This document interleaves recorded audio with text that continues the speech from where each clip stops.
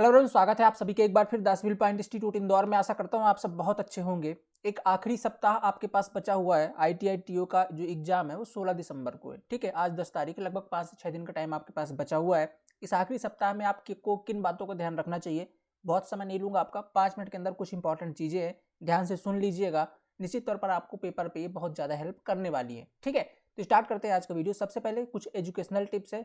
इस लास्ट हफ्ते आपको कौन सी चीजें पढ़नी चाहिए ताकि आप एग्जाम पे और अच्छा परफॉर्म कर पाओ। ठीक है, सबसे पहले तो इंपॉर्टेंट चीज़ ये कि यार इस टाइम पे मैक्सिमम फोकस करना है कि आपको रिवाइज करना है। ठीक है, आपको क्या मैक्सिमम फोकस किस पे करना है, रिवीजन पे करना है, नई चीज़ें कम से कम पढ़नी पड़े। अब चूंकि क्या बहुत सारे लोग तैयारी नहीं किए रहते पहले, ठीक है, उनको तो पढ़नी चाहिए, उनके लिए नहीं बोल रहा हूँ। बाकी जो लोग अभी पढ़ चुके हैं और सोच रहे हैं कि यार ये भी छूट रहा है वो भी छूट रहा है, तो मैक्सिमम फोकस करना है, जितना पढ़ लिया कंटेंट उसको मैक्सिमम टाइम आप रिवाइज कर पाओ। ठीक है, तो पहला चीज़ आपको अपनी एजुकेशन के अंदर, अपनी पढ़ाई के अंदर आपको क्या ध्यान रखना है कि आपको मैक्सिमम चीज़ें रिवाइज करनी है इस टाइम पे। ठीक है, दूसरा रिवीजन किस फॉर्म पे, दूसरा आप एमसीक्यू जितने ज़्यादा से ज़्यादा सॉल्व करें वो आपके लिए बहुत ज़्यादा इंपॉर्टेंट है। इस टाइम पे आप जितने ज़्यादा हो सके एमसीक्यूज लगाइए। ठीक है, और जैसे अब एमसीक्यूज कहाँ से लगाने हैं, ठीक है, देखो एमसीक्यूज के लिए 3-4 चीज़ें बता रहा हूँ, बहुत इंपॉर्टेंट है। सबसे पहले तो आपको कहाँ से लगाना है, सबसे पहले आपको लगाना है भारत स्किल की वेबसाइट से।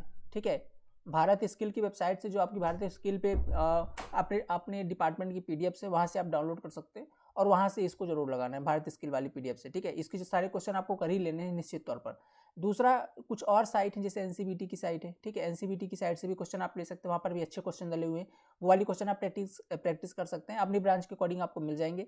तीसरा, आपको क्या करना है, जो टॉप 5 वेबसाइट्स आती हैं, जैसे लेट सपोज आप ड्राफ्टमैन सिविल के हैं, ठीक है, और आपको बिल्डिंग ड्राइंग के क्वेश्चन करने हैं या इंजीनियरिंग ड्राइंग के क्वेश्चन करने हैं, तो आप सर्च करेंगे इंजीनियरिंग ड्राइंग एमसीक्यूज, और स्टार्टिंग के जो 5 वेबसाइट्स आएंगी, टॉप 5 वेबसाइट्स आती हैं, ठीक, जिनके अंदर आपको पीडीएफ्स मिलता है, उन 5 वेबसाइट के अंदर जो क्वेश्चन डले हुए हैं उनकी प्रैक्टिस जरूर करनी है। ठीक है, ये जो टॉप 5 वेबसाइट डले हुए हैं इनकी प्रैक्टिस जरूर करनी है, टॉप 5 वेबसाइट के अंदर जो क्वेश्चन है, क्योंकि आपने देखा इसका जो पेपर आपका एम्प्लॉय सिलेक्शन बोर्ड यानी कि ईएसबी ले रही है। ठीक है, तो जो अभी सब इंजीनियर का पेपर है उसमें बहुत सारे क्वेश्चन डायरेक्टली वेबसाइट से कॉपी पेस्ट थे।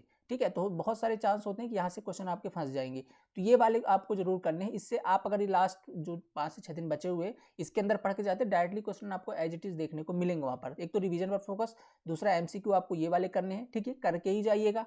और तीसरा आपको बता देता हूँ मैं, ठीक है, ओके, करंट अफेयर जो नॉन टेक्निकल वाला पोर्सन है, करंट अफेयर पिछले 1 साल का पढ़ना है, इंडिया लेवल का पढ़िएगा, एमपी लेवल करंट अफेयर नहीं पूछता है, जैसा कि एसबी ने देख भी लिया, एक आध पूछ सकता है, लेकिन आपको इंडिया लेवल का करंट अफेयर लास्ट 1 साल का कवर करना है। ठीक है, अब इसमें चूंकि क्या इसकी तो कोई लिमिट है नहीं, क्योंकि क्वेश्चन तो कहीं से भी उठा के पूछा था पिछली बार सब इंजीनियर पे। ठीक है, हम लोग सब इंजीनियर का रेफरेंस इसलिए ले रहे हैं क्योंकि अभी रिसेंटली पेपर सब इंजीनियर का ही इन्हें लिया हुआ है। ठीक है, तो ये तो कहीं से भी पूछ लेते, बट हाँ एक एमपी का, अब चूंकि क्या करंट जो आपका टोटल जीएस वाला पोर्सन है, ठीक है, जीएस वाला पोर्शन इसमें 25 नंबर का है। ठीक है, अब 25 नंबर के अंदर अभी तक का जो रिकॉर्ड रहा है, जैसे व्यापम लेता था एग्जाम, तो 25 के 25 आपके यही वाले क्वेश्चन आते थे, जनरल अवेयरनेस के ही आते थे। ठीक है, जनरल अवेयरनेस से ही 25 क्वेश्चन आ जाते थे। इसमें लिखा तो मैथमेटिक्स भी है, रीजनिंग भी लिखी गई है, कंप्यूटर लिखा है, साइंस लिखा है और जनरल अवेयरनेस लिखा है, 5 सब्जेक्ट लिखे हैं, लेकिन आ जाते थे सारे जनरल अवेयरनेस से, एक आध क्वेश्चन साइंस के और बीच में एक आध क्वेश्चन कंप्यूटर के आ जाते थे। अब इस बार क्या है कि चेंज हुआ, तो हो सकता है कि सारे सब्जेक्ट से क्वेश्चन दे दे, तो आपको क्या करना है, ये 25 सब्जेक्ट में से, जैसा आपने सब इंजीनियर के अंदर मैथमेटिक्स रीजनिंग का लेवल देखा, बहुत कुछ लेवल नहीं था उसमें, नॉर्मल आपका अर्थमेटिक मैथ थी और रीजनिंग भी नॉर्मल ही थी। ठीक है, तो उनमें से उस तरीके के क्वेश्चन करके तो जरूर जाने हैं, वो वाले क्वेश्चन आपको जरूर प्रैक्टिस करके जाने हैं। ठीक है, एटलीस्ट मतलब मैथ और रीजनिंग के उतने लेवल तो करके जाने हैं जितने लेवल आपको सब इंजीनियर पे देखने को मिला था। इसके लिए आप क्या कर सकते हो, मैथ और रीजनिंग के लिए भाई कुछ तो प्रैक्टिस करके जाएंगे ना, तो मैथ और रीजनिंग के लिए,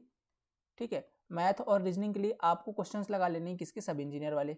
ठीक है, अभी जो पेपर हुआ है सब इंजीनियर का, ये आप क्वेश्चन लगा लीजिएगा। ठीक है, अभी जो पेपर हुआ है सब इंजीनियर का, ये क्वेश्चन आप लगा लीजिएगा। ठीक है, इसके लिए हम आप क्या करते हैं, आपके पास अगर पेपर नहीं होगा तो आप the civil point app download कर लीजिएगा। उसके अंदर अभी क्या टोटल 4 शिफ्ट में पेपर हुआ, मतलब 8 पेपर है, 8 के मतलब 800 क्वेश्चन है। ठीक है, तो ये हम एक बार डलवा देते हैं आपको वहाँ पर। अब इसके अंदर यार आंसर टिक नहीं है, ठीक है, आंसर भी इसके अंदर टिक नहीं है, तो आप एक बार मैथ और रीजनिंग के बस क्वेश्चन सॉल्व कर लीजिएगा, उस टाइप के क्वेश्चन किस तरीके से आते हैं वो आप जो है तो इसके बस क्वेश्चन देख लीजिएगा इस तरीके से। ठीक है, कौन कौन से इसके क्वेश्चन होते हैं, तो आप ये वाला कर लीजिएगा मैथ रीजनिंग वाला। ठीक है, ये अपन डलवा देंगे आपके सेक्शन के अंदर। ठीक है, आप 10 सिविल पॉइंट ऐप के अंदर जाएंगे तो आप जिस भी ब्रांच से है ना, उसके अंदर कुछ एमसीक्यूज भी हमने डाल रखे हैं, जैसे भारत स्किल से लेकर के और भी टॉप वेबसाइट से लेकर के एनसीबीटी कुछ लेकर के, तो आपको ढूंढना भी नहीं पड़ेगा इस टाइम पे कौन सी कहाँ, वो जाकर के आप वहाँ से डायरेक्टली ले सकते हो। आप जिस भी ब्रांच से हो, सभी ब्रांच के लिए हमने डाल दिया एमसीक्यू। ड्राफ्टमैन सिविल के लिए तो 3500 प्लस एमसीक्यूज अपलोड कर दिए। ठीक है, 3500 प्लस एमसीक्यूज कर दिए। बाकी अगर आप इलेक्ट्रिकल डिपार्टमेंट से हो, आप फिटर से हो, आप कोपा से हो, आप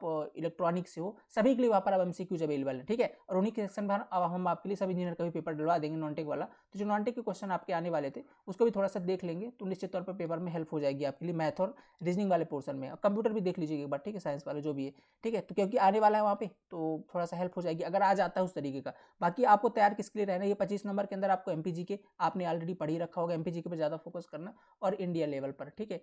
इंडिया लेवल पर अगर आपने नहीं पढ़ा है तो अभी हमने इसके अंदर लास्ट पे कवर किया हुआ है एमपीजी के और ये, ठीक है। चूंकि लास्ट पे अगर नहीं पढ़ा है 25 नंबर के लिए तो एमपीजी के का पीडीएफ मिल जाएगा और इंडिया जीके का भी पीडीएफ मिल जाएगा, जाकर के ये भी आप सेपरेट ले सकते हैं अगर नहीं पढ़ा है तो, ठीक है। पढ़ लिया तो कुछ नहीं, बस इतना ही पढ़ना, इतना इसी को रिवाइज करना। इससे पहले हमने डिटेल में इसका एनालिसिस दे रखा है, ठीक है। मैथ रीजनिंग के लिए बता रहा हूँ, कभी जो रियल में मतलब रिसेंटली सब इंजीनियर पेपर हुआ इसके जरूर क्वेश्चन लगा के चले जाइएगा। अगर पैटर्न बदलता है इस बार, मान लीजिए उन्होंने देना ही शुरू कर दिया तो आप वहाँ पर लैक ना करें, ठीक है। तो ये चीज़ें आपको ध्यान रखनी है मैथ और रीजनिंग के अंदर, ओके।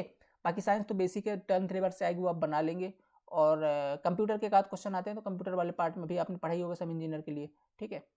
और मेन फोकस आपको रखना है जीएस वाला, ज़्यादा वेटेज इसका ही रहता था आज तक, ठीक है। 20-22 नंबर का आपका यही आता था, एक आध दो क्वेश्चन आ जाते थे वो वाले, ठीक है। तो इस तरीके से आपको लास्ट हफ्ते में ये वाली चीज़ें बस याद रखनी है, इनको मैनेज करके चल रहा है। तो ये तो आपके लिए किसके होगा, थोड़ा सा पढ़ाई से रिलेटेड जो आपको मैंने गाइड किया, किसको आप ध्यान रख लीजिएगा, ठीक है। क्वेश्चन वगैरह चाहिए एमसीक्यूज वगैरह तो आप जा सकते हो 10 बिल पॉइंट ऐप के अंदर, वहाँ पर आपको मिल जाएंगे, ठीक है। अगर ढूंढने के लिए ढूंढ सकते हो तो बहुत अच्छी बात है, ढूंढ लीजिए जाकर के, ठीक है। वो भी मिल जाएंगे, ठीक है। 10 बिल पॉइंट ऐप के अंदर आपको मिल जाएंगे। दूसरा कुछ पर्सनल टिप्स आपको मैं दे देता हूँ, ठीक है, जो कि बहुत ज़रूरी होता है आखिरी वीक के अंदर। सबसे ज़्यादा इंपॉर्टेंट आपका इस समय हेल्थ है, ठीक है। तो यार उसका बहुत ज़्यादा ध्यान रखना है, हेल्थ इस टाइम पे खराब नहीं होनी चाहिए, ठीक। कोशिश करो टाइम पे खाओ, टाइम पे सो, जिस टाइम पे आपका एग्जाम हो उस टाइम पे आप बैठ करके मॉक जरूर लगाओ, ठीक है। मॉक नहीं तो एटलीस्ट, मॉक तो नहीं लगा रहे होगा तो एटलीस्ट बैठ करके क्वेश्चन पेपर ही सॉल्व करो। बहुत सारे लोग को दोपहर में नींद आती है और मैक्सिमम पेपर इनका 2:30 से 4:30 है, तो उस टाइम पे बैठ करके एटलीस्ट आप लोग क्वेश्चन ही लगा लो बैठ करके, ठीक है। दिमाग पे लगाते रहो, क्वेश्चन ही लगाओ, ठीक है। तो थोड़ा सा इस तरीके का आपको ध्यान रखना, टाइमिंग का भी इशू ना हो आपके उधर, ठीक है। दूसरा, आपका जहाँ भी पेपर हो सेंटर पर आपको कहाँ पर, सेंटर पर आपको एक दिन पहले जरूर पहुँचना है। एक दिन पहले इन द सेंस ये है कि उसी दिन भागा दौड़ी ना हो, एक दिन पहले आप उसके आसपास खासकर उस शहर में पहुँच जाए, ठीक है। क्योंकि इस बार देखिए क्या है, फिर से आपका यही जो इलेक्शन बोर्ड था आपका ईएसबी कर्मचारी चयन मंडल, इसने फिर से पेपर जो सेंटर थे उटपटांग फेंक दिए। लड़कों ने डाले थे इंदौर, दे दिया भोपाल, जिन्होंने भोपाल डाला उनको जबलपुर। मतलब पता नहीं आता, समझ में नहीं आ रहा है एक लोग कर क्या रहे हैं, है ना। अगर देना नहीं तो भरवाते क्यों है, कुछ कुछ समझ में नहीं आ रहा, ठीक है। तो सेंटर के आप एक दिन पहले जरूर पहुंच जाएं, ठीक है। फालतू का खर्चा बढ़ा रहे बस, कुछ नहीं। तो ये एक दिन पहले आप लोग जरूर पहुंच जाए सेंटर के आसपास। हेल्थ का ख्याल रखें, सेंटर के पास एक दिन पहले पहुंच जाए। और एक चीज़ और होती है, आधार अपना अनलॉक कर लीजिएगा, ठीक है, जाने से पहले। वो तो आपका एडमिट कार्ड जब आ जाएगा उसके अंदर दिख भी जाएगा, ठीक है। तो आधार आपका अनलॉक अगर लॉक है, ठीक है, अनलॉक वेबसाइट होती है यूएडीआईए की, ठीक है, यूआईडीआई की, ठीक है। उसकी वेबसाइट से जा करके आप आधार अपना अनलॉक कर सकते हैं, क्योंकि वहाँ पर आपका वेरिफिकेशन होता है, ठीक है, वेरिफिकेशन होता है। तो आपका आधार अनलॉक होना चाहिए, भी सब इंजीनियर के अंदर आपने किया भी होगा, ठीक है। तो अगर फिर से लॉक कर दिया तो इसको अनलॉक कर लीजिएगा, अदरवाइज अगर अनलॉक ही है, लॉक नहीं किया वापस आकर के, तो कोई दिक्कत नहीं। तो ये कुछ इंपॉर्टेंट टिप्स थी आपके लिए, लास्ट टाइम पर आप याद रखिएगा, ठीक है। और बता दिया मैंने, एमसीक्यूज आपको प्रैक्टिस जरूर करना है इस टाइम पे। ये एमसीक्यूज आप करना है प्रैक्टिस आपको, जिस भी डिपार्टमेंट से, अगर आप इनमें कोई भी डिपार्टमेंट से हैं उनके लिए अगर आपको एमसीक्यूज चाहिए, ये सारे एमसीक्यूज अगर आपको चाहिए, भटकना नहीं है, तो आप जा सकते हो 10 बिल पॉइंट ऐप के अंदर। वहाँ पर हमने आपको दे रखा है, हर ब्रांच के लिए दे रखा है, ठीक है। आप किसी भी ब्रांच से आप प्रैक्टिस सेशन के अंदर जाएंगे, उसमें सभी ब्रांच का है, देख सकते हैं। अभी मैं आज इसको भी अपलोड करवा देता हूँ। तो इसमें चूंकि आंसर इसके अंदर ठीक नहीं है, आप प्रैक्टिस करके बस क्वेश्चन देखना है आपको, किस तरीके के क्वेश्चन आ रहे हैं, तो आप खुद ही सॉल्व करोगे तो आंसर आ जाएगा इसका, ठीक है। तो ये वाला आपका सब इंजीनियर का भी प्रैक्टिस सेट आपको पता, ये आपको जरूर लगा लेना है, ठीक है। तो आशा करता हूँ आपको पसंद आए, ठीक है। और हमारी तरफ से आपको बेस्ट ऑफ लक है, अच्छे जाइए एग्जाम में, फोड़ करके आइए, ठीक है। और भाई कॉन्फिडेंस के साथ जाइए, बस यही कह सकते हैं। लास्ट के अंदर आपको जितना पढ़ा बहुत है, और जो आपने पढ़ा वो सफिशियंट है। बस ये कि कॉन्फिडेंस बनाए रखिए और जाइए अच्छे से एग्जाम को अटेम्प्ट करिए, ठीक है। थैंक यू सो मच, मिलते हैं अगली क्लास के अंदर। Have a nice day.